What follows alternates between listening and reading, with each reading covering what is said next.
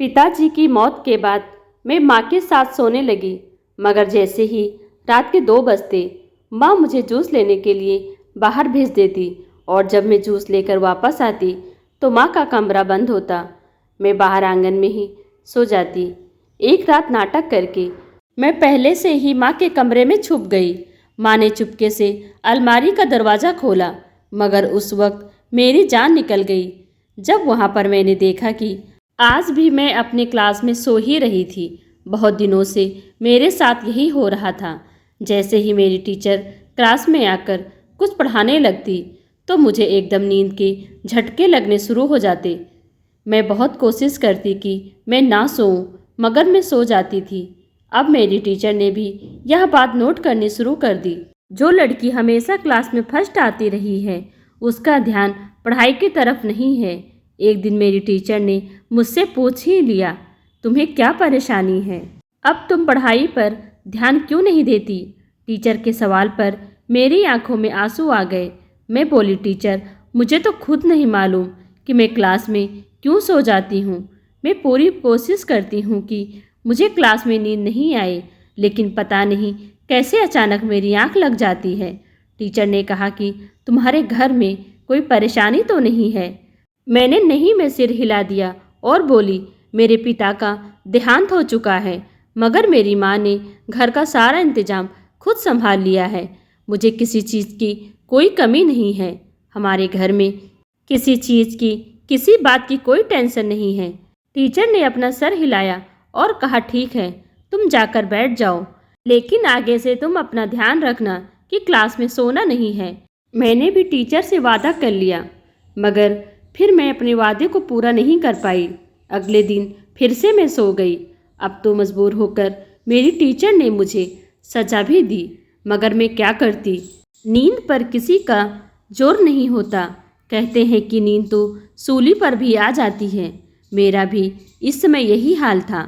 मैं भी फिर से क्लास में सो गई तो मेरी टीचर ने कहा कि तुम कल अपनी माँ को लेकर स्कूल आना। यह बात सुनकर मैं घबरा गई थी कि माँ ना जाने मेरे साथ क्या बर्ताव करेंगी, लेकिन मेरी टीचर का मैसेज भी माँ को देना ज़रूरी था।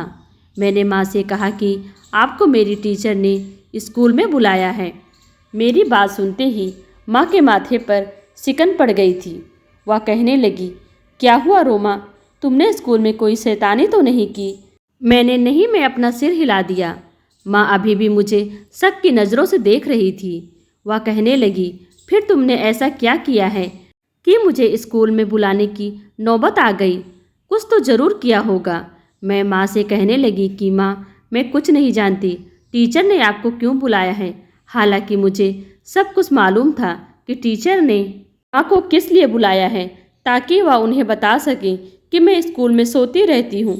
लेकिन उस समय मैं अपनी माँ के सामने अनजान बन गई थी। माँ कहने लगी, रोमा, तुम तो जानती हो ना कि मैं लोगों के घरों में काम करती हूँ, तभी तो मैं तुम्हें एक अच्छे स्कूल में पढ़ा रही हूँ, तुम्हारी हर ज़रूरत पूरी कर रही हूँ। अब मगर मैं अपना काम छोड़कर तुम्हारे स्कूल के चक्कर लगाने लग जाऊँ तो फिर हम कहाँ जाएंगे? तुम अपनी टीचर से कहना कि मेरी माँ बीमार हैं, वह स्कूल नहीं आ सकती। आपने जो कुछ भी कहना है वह मुझसे ही बता दे। मैं घर जाकर अपनी माँ को सारी बात बता दूँगी और फिर तुम कल आकर मुझे सब कुछ बता देना। मैंने सर हिला दिया। मुझे खुशी हुई कि माँ स्कूल नहीं जा रही हैं। अगले दिन जब टीचर ने मुझसे पूछा कि तुम्हारी माँ स्कूल क्यों नहीं आई, तो मैंने टीचर से कह दिया कि मेरी माँ बीमार हैं। टीचर ने कहा कि जैसे भी हो तुम अपनी माँ को कल ज़रूर स्कूल लेकर आना। उन्हें कहना कि वह एक बार आकर मुझसे ज़रूर मिल ले, मुझे उनसे कुछ ज़रूरी बात करनी है। आज फिर मैंने घर आकर माँ को टीचर का मैसेज दे दिया था, मगर मेरी माँ ने फिर से कोई बहाना बना दिया। यह बात होते होते प्रिंसिपल तक पहुँच गई थी। उन्होंने मुझे अपने ऑफिस में बुलाया और कहने लगी, रोमा, तुम एक बहुत ही ब्राइट स्टूडेंट हो, तुम्हारी तरफ से हमें कोई शिकायत नहीं मिली। तो अब तुम मुझे बताओ कि तुम 8 क्लास में आ गई हो और अच्छी खासी समझदार हो गई हो, तो फिर क्यों तुम्हारी तरफ से शिकायतें आने लगी हैं? जब तुमसे कहा जाता है कि तुम अपनी माँ को स्कूल लेकर आओ, तो वह भी तुम नहीं लेकर आती। मुझे बताओ तुम्हें क्या परेशानी है? मैम, मेरे पिता का देहांत हो चुका है और मेरी माँ लोगों के घरों में जाकर काम करती हैं ताकि मुझे अच्छे स्कूल में पढ़ा सकें और मेरी सारी ज़रूरतें पूरी कर सकें। इसलिए वह स्कूल नहीं आ सकती क्योंकि उन्हें काम से छुट्टी नहीं मिलती है। अगर वह ऐसे ही मालकिन की इजाज़त के बगैर छुट्टी कर लेंगी तो उन्हें काम से निकाल देंगी। मैडम कहने लगी, अच्छा ठीक है, तुम्हारी माँ नहीं आ पाती तो समझो मैं ही तुम्हारी माँ हूँ। बताओ तुम्हें क्या परेशानी है? क्या कोई बात है जिसकी वजह से तुम ठीक से सो नहीं पाती? पूरी क्लास में तुम्हारा ध्यान कहाँ होता है? मैं बोली, मैडम पता नहीं क्या बात है, मुझे आजकल नींद बहुत आती है जबकि मैं पूरी कोशिश करती हूँ कि मैं जागती रहूँ। मैडम ने सिर हिला दिया और फिर कहने लगी, अच्छा मुझे यह बताओ तुम घर जाकर क्या क्या करती हो? मैं बोली कि मैं घर जाकर 2 घंटे आराम करती हूँ। उसके बाद मेरी माँ घरों में काम करके वापस आ जाती हैं और वह मुझे नींद से जगाकर ट्यूशन पढ़ने के लिए भेज देती हैं। उसके बाद मैं घर आकर टीवी वगैरह देखती हूँ और फिर 9 बजे ही सो जाती हूँ। मैडम ने सिर हिला दिया, फिर कहने लगी, अच्छा रात में कितनी बार उठती हो? तब मेरे दिमाग में एकदम से एक बात आई और मैं बोली, मैडम मेरी माँ मुझे रात में उठाकर जूस लाने को कहती हैं। मैडम ने हैरत से मेरी तरफ देखा तो मैं भी बहुत ज़्यादा परेशान हो गई थी। मैडम ने कहा कि आपकी माँ को इस टाइम जूस की क्या ज़रूरत पड़ जाती है? मेरा तो दिमाग बिल्कुल खाली हो गया था क्योंकि मुझे इस बारे में कुछ भी पता नहीं था। रात के इस पहर में बहुत ज़्यादा गहरी नींद में सोई हुई होती थी।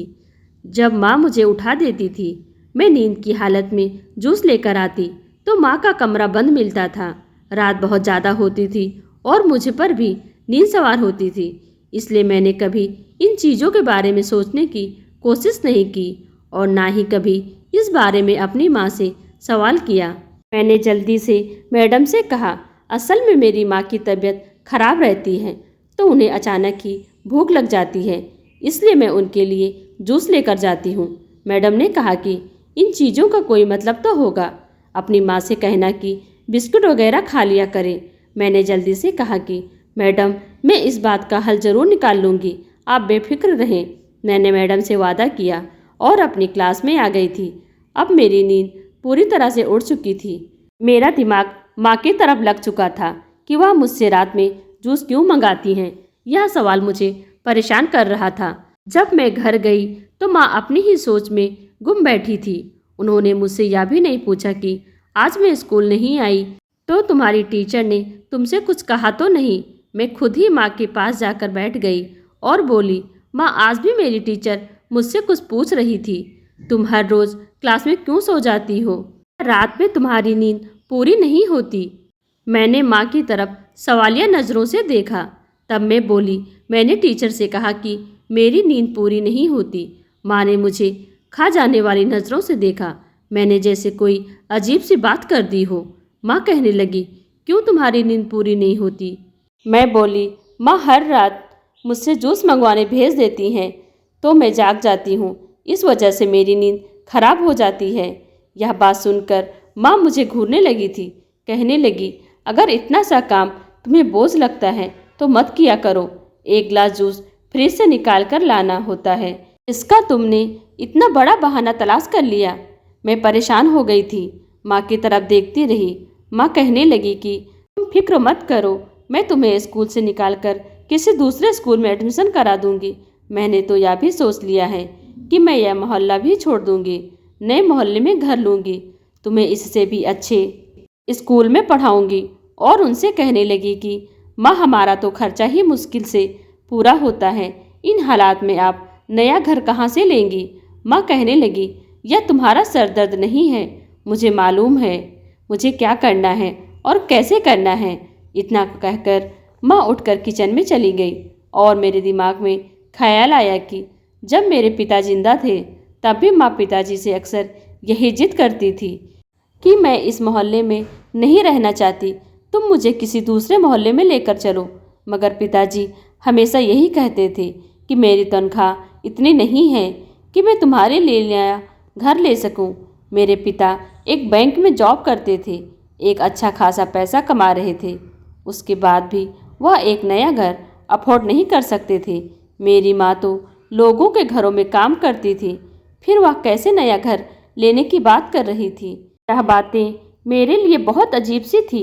मेरा दिमाग बहुत तेज काम करने लगा, जैसे कि एक पल में ही मैं बड़ी सी हो गई थी। अब मैं हर चीज़ को बहुत गौर से देखने लगी थी, हर बात को समझने की कोशिश करने लगी थी। आज भी माँ ने मुझे नींद से उठा दिया। मैंने पूरी कोशिश की कि मैं जल्दी से जल्दी जूस लेकर वापस कमरे में आऊं, ताकि मुझे बाहर ना सोना पड़े, मगर मेरी किस्मत ही खराब थी। जब मैं वापस लौटी तो माँ कमरे के अंदर से कुंडी लगा चुकी थी। जब सुबह हुई तो मैंने माँ से कहा कि माँ, आपने मुझसे जो रात में जूस मंगवाया था वह आपने कब पिया? माँ मुझे गुस्से वाली नज़रों से देखकर बोली, तुम आजकल बहुत सवाल जवाब करने लगी हो। मैं बोली, नहीं माँ, मैं तो ऐसे ही पूछ रही थी, क्योंकि जब मैं जूस लेकर आई तो आप कमरे के दरवाजे की कुंडी लगा चुकी थी और मैं बाहर इंतजार करते करते बाहर दरवाजे पर ही सो गई। आपका जूस बिल्ली तो नहीं पी गई ना, इसलिए पूछ रही हूँ। माँ हंसने लगी और कहने लगी, अरे पागल, मैंने वह कुंडी इसलिए लगाई थी कि मैं अपने कपड़े बदल रही थी। तुम आकर एकदम दरवाज़ा न खोलो। मुझे बहुत गर्मी लग रही थी तो मैंने कपड़े बदल लिए। कपड़े बदल कर जब मैंने दरवाज़ा खोला तो तुम दरवाजे पर ही सोई हुई थी। मैंने तुम्हें उठाकर बेड पर रात में लिटा दिया और खुद जूस पी लिया। तुम्हें पता है ना, रात में मेरी तबीयत खराब हो जाती है तो मुझे जूस पीने की ज़रूरत पड़ती है और गर्मी भी लगने लगती है। हमारे पास अभी एसी नहीं है, लेकिन तुम फिक्र मत करो, मैं बहुत जल्दी एसी लगवा लूँगी। अचानक से मेरी माँ बहुत बड़ी बड़ी बातें करने लगी थी। उनकी बातें सुनकर मैं चुप हो जाती। हालांकि हमारे पास इतने पैसे नहीं थे, फिर भी माँ ना जाने क्यों ऐसी बातें करती थी कि मुझे एसी लेना है, नया घर लेना है, मुझे यह चीज़ लेनी है, मुझे वह चीज़ लेनी है। अगले दिन जब मैं स्कूल से घर वापस आई तो माँ मुझे परेशान देखकर पूछने लगी, क्या हुआ, आखिर तुम क्यों परेशान हो? मैं कहने लगी, माँ, मेरी क्लास में काम के लिए लैपटॉप की ज़रूरत है। मेरी क्लास की सभी लड़कियों के पास लैपटॉप है, मगर मैं लैपटॉप अफोर्ड नहीं कर सकती। आपने मुझे इतने बड़े स्कूल में क्यों डाला है? आपको चाहिए था कि आप मुझे एक सरकारी स्कूल में डाल देती, जहाँ इस तरह की चीज़ों की ज़रूरत न होती। माँ कहने लगी, तुम भी किन बातों को दिल पर लेके बैठ जाती हो? जल्दी से खाना खाकर तुम आराम कर लो। मैंने खाना खाया और सोने के लिए चली गई। माँ घर के बाहर चली गई। शाम को जब मेरी माँ ने आकर मुझे उठाया और कहने लगी, तुम्हारे लिए एक सरप्राइज़ है, तो मैं बहुत हैरान हुई और सोचने लगी कि आखिर माँ के पास मेरे लिए कौन सा सरप्राइज़ है। मैं आंखें मलती हुई बाहर निकल आई थी। सामने ही टेबल पर एक बिल्कुल नए डिब्बे में बंद लैपटॉप रखा हुआ था। यह लैपटॉप देखकर मेरी तो नींद ही उड़ गई थी। मैं इस लैपटॉप को देखकर दंग रह गई। मैंने माँ से पूछा कि आपके पास इतने पैसे कहाँ से आए? माँ कहने लगी, तुम आम खाओ, पेड़ मत गिनो। मैं जो कुछ भी कर रही हूँ वह तुम्हारे लिए ही कर रही हूँ। तुम्हें किसी बात की फिक्र करने की कोई ज़रूरत नहीं है। मैं लैपटॉप देखकर इतनी खुश हो गई थी कि बाकी हर चीज़ भूल गई। मैं बोली, माँ, आप यहीं रहो, मैं अपने दोस्त से लैपटॉप चलाना सीख कर आती हूँ। हमारे पड़ोस में ही मेरी एक दोस्त रहती थी। वह मेरी क्लासमेट थी, जिसके पास पहले से ही लैपटॉप था, इसलिए उसे लैपटॉप चलाना आता था, जबकि मेरे पास आज ही आया था और मुझे चलाना भी नहीं आता था। इसलिए मैंने सोचा कि मैं उससे मदद लेती हूँ। मैं अपनी दोस्त के घर गई तो वह मेरा लैपटॉप देखकर दंग रह गई। कहने लगी, माँ, याद देखो, यही वह लैपटॉप है जिसका मैं कह रही थी कि मुझे दिलवा दो, लेकिन बाबा तो मेरे लिए गंदा सा लैपटॉप उठाकर लेकर आए हैं। मुझे तो इस कंपनी का ही लैपटॉप चाहिए था। पड़ोस वाली आंटी यानी मेरी दोस्त की माँ आकर मेरा लैपटॉप देखने लगी। कहने लगी, सच में यह लैपटॉप तो बहुत अच्छा है। वह मुझसे पूछने लगी, तुम यह लैपटॉप कहाँ से उठा कर लाई हो? किसका है? मैं बोली, मेरा है और किसका होगा, मेरे लिए आज ही माँ लेकर आई हैं। आंटी ने मेरी तरफ बहुत हैरत से देखा और कहने लगी, तुम्हारी माँ के पास इतना पैसा कहाँ से आ गया कि वह अभी लैपटॉप खरीदती फिर रही हैं। मैं कहने लगी, आंटी आप तो जानती हैं कि मेरी माँ घर घर जाकर काम करती हैं। हो सकता है उन्होंने अपनी मालकिन से पैसे ले लिए हों। वह हंसने लगी और कहने लगी, अच्छा मेरा पति तो अच्छा भला कमाता है। तुम्हें तो मालूम ही है वह एक ऑफिस में अच्छी पोस्ट पर काम करता है, मगर फिर भी हमारे पास इतने पैसे नहीं थे कि हम अपनी बेटी को तुम्हारे जैसा महंगा वाला लैपटॉप दिला सकें। और फिर तुम मुझे एक बात बताओ, जब तुम्हारी माँ सारा दिन घर में ही रहती है तो फिर वह कौन सा काम करती है? क्या घर में ही कोई सेंटर खोल रखा है? मैं आंटी की बात सुनकर बोली, नहीं नहीं आंटी, माँ काम करती है। वह बड़ी बड़ी हवेलियों में काम करने जाती हैं, दिन भर वहीं तो रहती हैं। वह कहने लगी, यह झूठ तुम कहीं और जाकर बोलना। हम मोहल्ले वाले सुबह से तुम्हारी माँ को देखते हैं, वह अपने घर में ही रहती हैं और फिर रात को एक बड़ी सी काली गाड़ी आकर तुम्हारे घर के पास रुक जाती है। मोहल्ले वाले भी इस चीज़ से बहुत ज़्यादा नाराज हैं। मैंने तो यहाँ तक सुना है कि इन लोगों ने ठान ली है यह तुम्हें और तुम्हारी माँ को इस मोहल्ले से निकाल कर ही रहेंगे, क्योंकि यह एक शरीफों का मोहल्ला है। यहाँ पर तुम लोगों की ऐसी हरकतें नहीं होने देंगे। और बेटी तुम भी हमारे घर मत आया करो, यह ना हो कि मोहल्ले वाले हमारा भी जीना हराम कर दे। मेरे आंखों में आंसू आ गए थे। आंटी यह कैसी बातें कर रही हैं? मैं बोली, आंटी आप यह सब क्या कह रही हैं? आंटी कहने लगी, अब तुम इतनी छोटी बच्ची भी नहीं हो, 8वीं क्लास में पढ़ती हो। 8वीं क्लास की लड़कियां तो शादी कर अपने ससुराल चली जाती हैं। मुझे पता है कि तुम भी अपनी माँ के साथ पूरी मिली हुई हो, इसलिए यह इतना महंगा लैपटॉप उठाकर हमारे घर आ गई। अगर तुम शरीफ होती तो तुम इस लैपटॉप को देखकर अपनी माँ से सवाल जवाब करती कि आखिर उनके पास इतने पैसे कहाँ से आए हैं। मगर तुमने कुछ नहीं कहा। इसका यही मतलब है कि तुम भी अपनी माँ के धंधे में बराबर की हिस्सेदार हो। मैं आंखों में आंसू लिए अपना लैपटॉप उठाकर अपने घर वापस आ गई थी। आंटी ने जो बातें की थी वह बहुत बुरी थी। उन्होंने मेरे और मेरे माँ के चरित्र पर उंगली उठाई थी और हमारे लिए धंधे का शब्द इस्तेमाल किया था, जो कि मैं किसी भी हाल में बर्दाश्त नहीं कर सकती थी। माँ ने जब मेरा रोता हुआ चेहरा देखा तो वो मुझसे पूछने लगी, क्या हुआ, तुम इतनी उदास क्यों हो? तो मैं बोली, माँ पड़ोस वाली आंटी मुझसे पूछ रही थी कि तुम्हारी माँ के पास इतने पैसे कहाँ से आए कि उन्होंने इतना महंगा लैपटॉप खरीद लिया। माँ कहने लगी, तुम इन लोगों की बातों को दिल पर मत लो। असल में मिर्ची तो उन्हें तब लगेगी जब मैं नई गाड़ी ले लूँगी, फिर देखना इन लोगों के कैसे चेहरे उतरते हैं। यह बात सुनकर तो मैं और ज़्यादा परेशान हो गई थी। आखिर माँ के पास इतने पैसे कहाँ से आ रहे हैं? अब आंटी की बातें मेरे दिमाग में घूम रही थी। मेरा दिल बैठा जा रहा था। कहीं वह जो कह रही थी वह सच तो नहीं था, लेकिन मैं यह बात किसी भी हाल में मानने को तैयार नहीं थी कि मेरी माँ के चरित्र में कोई खराबी है। खैर मैंने भी सोच लिया था कि अब मैं दूध का दूध और पानी का पानी करके ही रहूँगी। मैं सारी सच्चाई जानकर ही रहूँगी। रात को फिर से माँ ने मुझे नींद में उठाकर जूस मांगा था। मैं जूस लाई, मगर फिर से मेरी आंख लग गई थी। आज जो राज मैं मालूम करना चाहती थी वह मैं पता नहीं कर सकी, लेकिन मैं हर हाल में सच जानना चाहती थी। इसलिए मैंने बहाना बनाया कि माँ आज मेरी तबीयत खराब है, मैं स्कूल नहीं जाना चाहती। मैंने यह बहाना इसलिए बनाया था क्योंकि मैं देखना चाहती थी कि मेरी माँ हवेलियों में काम करने जा रही हैं या नहीं। माँ ने जब मेरी बात सुनी तो घबरा गई और कहने लगी, तुम दवाई खा लो और स्कूल जाओ, तुम्हारी पढ़ाई का नुकसान नहीं होना चाहिए। मैं बोली, माँ मुझ में आज बिल्कुल भी हिम्मत नहीं है, इसलिए मैं नहीं जाऊंगी। माँ कहने लगी कि ठीक है, अगर आज तुम्हारी तबीयत खराब है तो मैं आज भी काम से छुट्टी ले लेती हूँ। अब मैं बीमार बेटी को छोड़कर अपने काम पर तो नहीं जा सकती। पर मैंने माँ से कहा कि माँ आप मेरी फिक्र मत करो, आप आराम से काम पर जाइए, मैं अपना ख्याल खुद रख सकती हूँ, अब मैं बड़ी हो चुकी हूँ। माँ कहने लगी, नहीं ऐसा तो बिल्कुल मुमकिन नहीं है कि तुम बीमार हो और मैं काम करती फिरूं।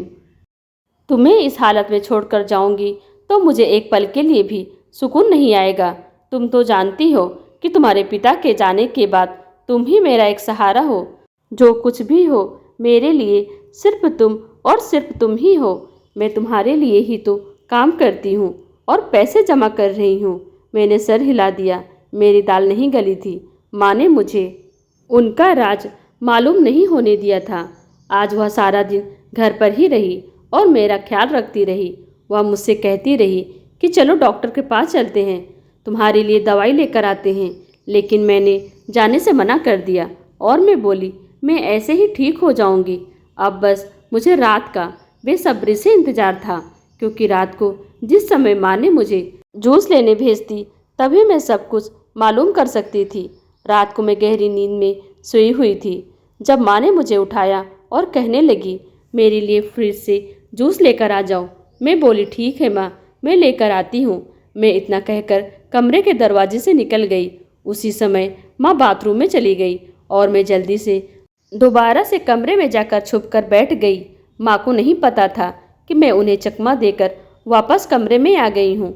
माँ जब बाथरूम से बाहर निकली तो जल्दी से कमरे के दरवाजे को कुंडी लगा दी और फिर उन्होंने जो किया उसे देखकर मेरे पैरों तले से जमीन निकल गई थी। माँ ने कमरे की खिड़की खोल दिया था और किसी को इशारे से कमरे में बुलाने लगी थी। यह बात मेरी बर्दाश्त से बाहर थी। इससे पहले कि मैं उनसे कुछ कहती तभी कमरे में एक आदमी आ गया। उसने खुद को सर से पैर तक काली चादर में छुपाया हुआ।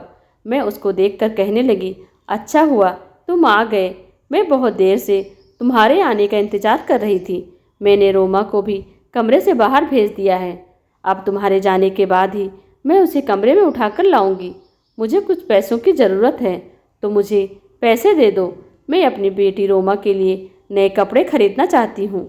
उसने बहुत दिन गरीबी में गुजारे हैं। अब मैं उसे हर तरह की खुशियाँ देना चाहती हूँ।